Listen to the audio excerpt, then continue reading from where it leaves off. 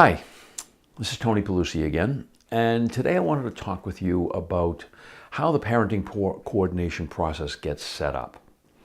In an earlier segment, I talked to you about the AFCC guidelines. They set out really the best practices for this work, and those of us who adhere to those practices have always recognized the importance of having a written agreement among the three primary people, both parents and the parenting coordinator. We've also determined that it was absolutely essential for this work that there be an order that specifically appoints me as a parenting coordinator or anyone to serve as a parenting coordinator, and that order outlines the parameters of the authority that's granted to the parenting coordinator. Well, like I said, in July 1st of 2017, Standing Order 17-1 will become effective. And this order actually formalizes, one of the aspects of the order is that it actually formalizes the requirements for how you set up the parenting coordination process. Fortunately, it calls for a written agreement. In the case of working with me, I have two documents that I ask people to review and sign. One is called a service agreement, and the other is called policies and guidelines. When we're in the process of putting the agreements together, I like to make sure that the attorneys, if there are any, are still engaged in the process. I want them to advise their clients about what's in the documents and what rights they are granting and what agreements they're making with their co-parent and with me. I think it's important for this work that there always be a solid foundation and a clear understanding of what the outcomes are and what the process will be. So I send out a model copy of those agreements to whomever contacts me and asks about parenting coordination services. The other thing that I've done is I've prepared a model stipulation and a proposed order. So Standing Order 17-1 says that before a parenting coordinator can be appointed by the court, there has to be a stipulation. That's a legal agreement between the parties that says we want a parenting coordinator and this is what we want a parenting coordinator to do. That stipulation, under the rule, has to be signed by both parents, both attorneys, and the parenting coordinator. And one of the things that is a prerequisite to having that stipulation be filed is that the parties are acknowledging that there is already in place a written agreement among them on the work. So what happens with the stipulation? Well, that goes to the judge. The judge then has what's called a colloquy or question and answer period with the parents. And the purpose there is for the judge to determine that that the folks understand what it is that they've entered into as far as a stipulation, to determine that the parenting coordinator is indeed qualified, either because of having been approved by the probate and family court and having their name placed on a list, or by being otherwise qualified because of experience, skill, training, things of that nature.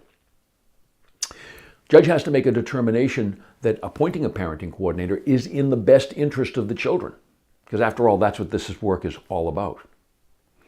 And then the judge has to confirm certain things.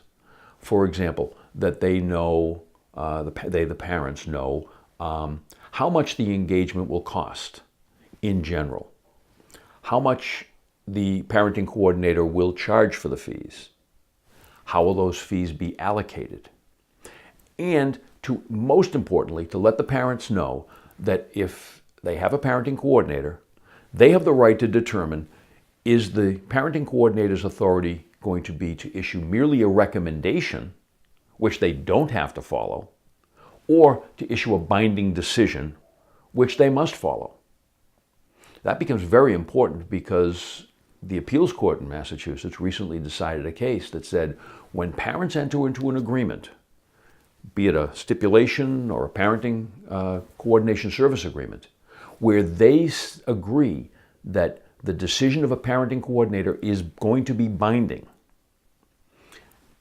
that order, that decision, has the full force and effect of a court order. What does that mean?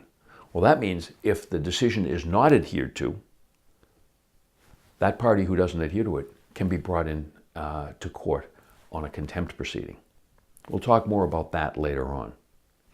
But these are the types of things that a judge needs to make sure that both parties understand before they sign an order appointing an individual as a parenting coordinator.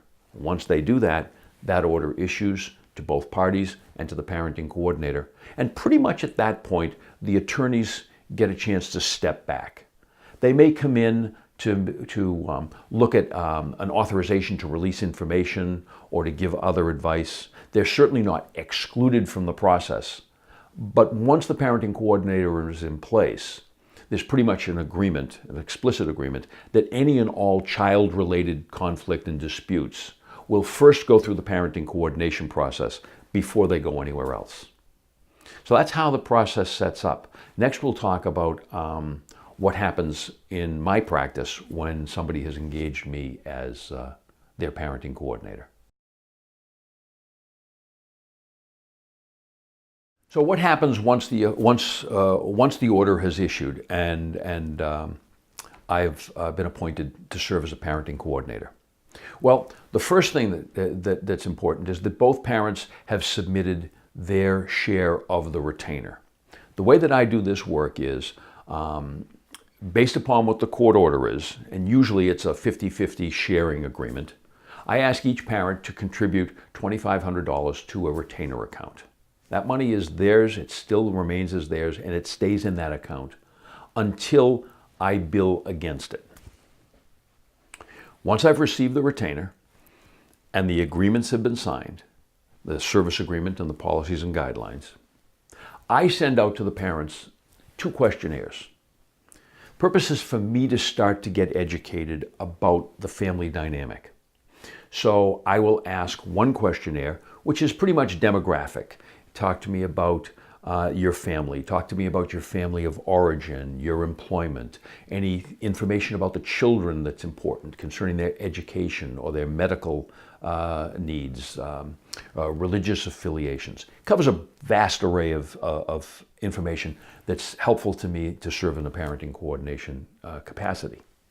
That's one questionnaire that they get. The second questionnaire is a behavior assessment, because parenting coordination is a voluntary process.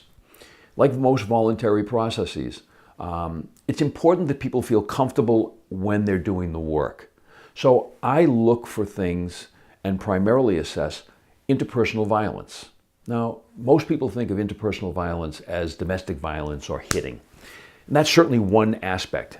But domestic violence and interpersonal violence happens on a spectrum. And it can be something as simple as but toxic as coercive control, or something as violent as hitting. I need to look and see what is the power dynamic in this couple. What is what if anything are the safety concerns that I have to be aware of when we're going to have meetings or conference calls. Obviously, one of the things I always check for is whether or not there's a restraining order. Because if there is a restraining order, that has to be modified so that the couple can come together and meet with me for a joint session. I have had examples where one party hasn't felt safe doing that, and we've had the joint session via conference call. But in my experience, it's much more effective to have that in person. So what do? We start off with getting all the paperwork in order, getting the agreements in place. I get the information back from the parents in the form of the questionnaire. If there's any written parenting plan, I get a copy of that. I get a copy of the guardian ad litem report, if there is one. The guardian ad litem report is basically an assessment. A guardian ad litem is appointed by the court. They make findings of fact about what they see and what they've learned in their investigation, and then they make recommendations on how the parenting situation can improve and have a better impact on the children. So I'll look at all of that material. Then I have an individual meeting with each parent. So the individual meeting is an important meeting. Nothing in the parenting coordination process is confidential. Everything is subject to be shared among the 3 of us and to be used in making a recommendation or in a decision. But there are times when it's important for a party to be able to feel like they can tell me what's their story, tell me what's going on, tell me perhaps what led to the dissolution of the marriage. And that's the time that we share in the individual meeting. I also introduce them to the process in a little bit more detail. I give them communication protocols.